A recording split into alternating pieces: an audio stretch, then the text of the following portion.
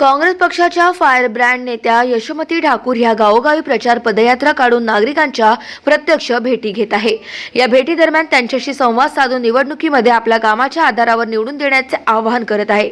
दरम्यान प्रत्येक गावात यशोमती ठाकूर यांना उत्स्फूर्त प्रतिसाद मिळतोय। तिवसा मतदारसंघातील महाविकास आघाडीच्या उमेदवार यशोमती ठाकूर यांनी विधानसभा निवडणुकीसाठी प्रत्येक गावात जाऊन आपला प्रचार सुरू ठेवलाय।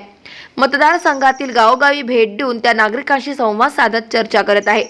येत्या 20 नोव्हेंबर रोजी निवडणूक होत असल्याने आता काही दिवस शिल्लक राहिलेले असल्याने ठाकूर यांचा प्रचार जोमात सुरू आहे। त्यांना सर्वच गावात मिळत असलेला उत्स्फूर्त प्रतिसाद लक्षात घेता विरोधकांमध्ये अस्वस्थता निर्माण झाली। विरोधकांनी या मतदारसंघात कोणताही विकास न केल्याने व संपर्क न ठेवल्याने त्यांना अत्यल्प प्रतिसाद मिळत आहे। यशोमती ठाकूर यांचे कामच त्यांच्या विजयाचे गुपित ठरेल असे चित्र संपूर्ण मतदारसंघात दिसून येते। शासनाच्या विविध योजना राबवून जिल्ह्यासोबतच तिवसा तालुक्यात यशोमतींनी केलेला विकास सर्वश्रुत आहे। येणाऱ्या काळात यशोमती ठाकूर यांना मोठी जबाबदारी मिळणार असून त्या आणखीन आपला मतदारसंघात विकास करतील असा विश्वास नागरिकांना असल्यानेच ते यशोमतींना समर्थन देताना दिसतंय।